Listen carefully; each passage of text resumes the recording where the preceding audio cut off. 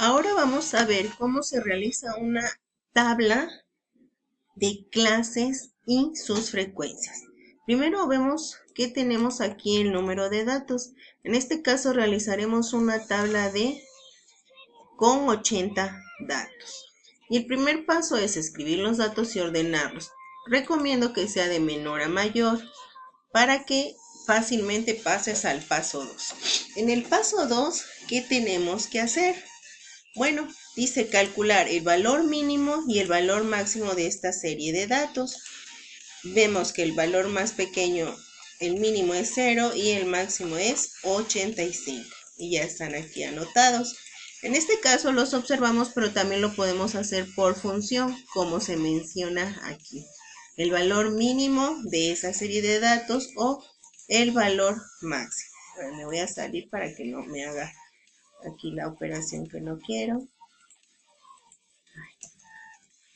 Igual al mínimo de estos datos. Nosotros pues ya sabemos, ya vimos que el valor mínimo es 0, pero vamos a hacerlo por función. Y ahí está, así. Y se hizo lo mismo para el valor máximo. En el paso número 3 hay que calcular el número de datos, el número de clases. El número de clases se calcula sacando la raíz cuadrada del número de datos. En este caso son 80 datos, raíz cuadrada de 80, aquí está, raíz de F5 me da 8.9 y hay que cerrar a números enteros. Generalmente se aproxima, aunque la raíz hubiera dado, por ejemplo, raíz cuadrada de 37, que me daría 6, me da 6.08 el número, pero conviene usar el número inmediato superior. En este caso lo aplica aproximar después del punto 5 hacia arriba o hacia atrás para abajo. Y en este caso hicimos 9 clases. 1, 2, 3, 4, 5, 6, 7, 8, 9 clases. Ahí está. Ahora, paso 4. Calcular el rango. El rango es la diferencia entre el valor máximo y el mínimo. En este caso, 85, que está acá, menos 0. Menos mi mínimo me da 85. Este dato me sirve para calcular la anchura de la clase. La anchura de la clase está dada por el rango entre el número de clases. Ya vimos aquí que el rango es 85. Aquí está. Entre F6, que es el número de clases, el número de clases, pero tal y cual salió de la raíz. No es el número de clases que en realidad estoy haciendo. Entonces, por eso, este número también yo después necesitaré cerrarlo para calcular mis límites. Mira, empiezo en 0 y sigo en 10. ¿Por qué? Porque mi ancho de la clase era de 9.5 y mis datos son solamente números enteros, entonces voy a seguir usándolo así. Paso 6.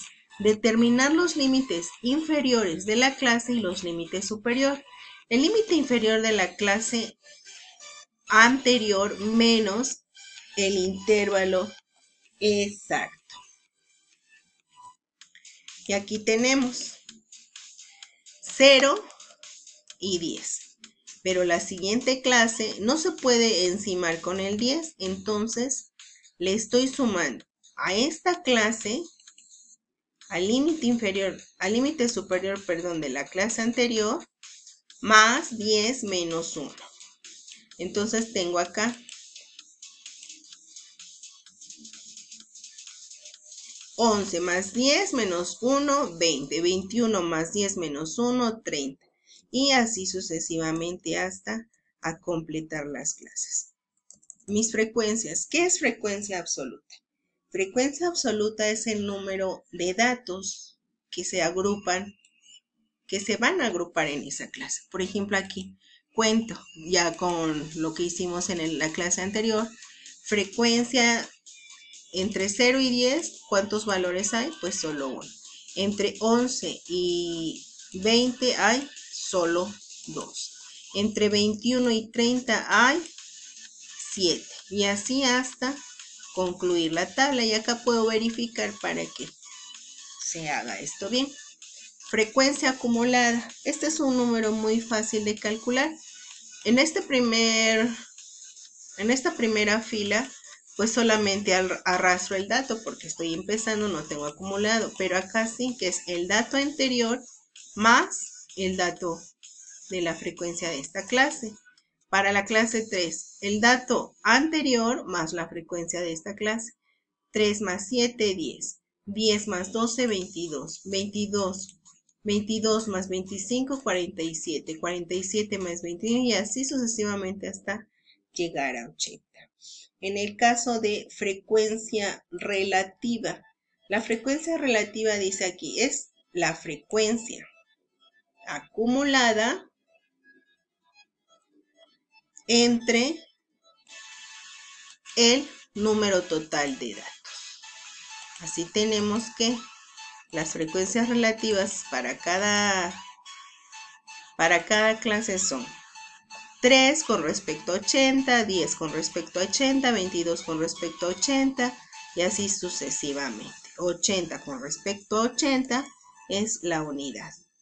Y la frecuencia porcentual es frecuencia relativa por 100. 0.03. 375 por 100, 3.77. Vemos que multiplicar por 100 solo es correr el punto decimal. 12.50, 27.50, 58.75. Comprobamos y el porcentaje será de 100. Y ya si tú gustas, pues finalmente adornas tu trabajo, pero hasta el final. Le doy acá formato de tabla. O lo coloreo. No encuentro aquí dónde, pero tú lo podrás hacer con toda la cara. Ese es mi diseño y mi decisión. Lo voy a encuadrar y le voy a poner todos los bordes. Esperamos que esto te haya servido y seguimos en un tutorial después. Buenas tardes.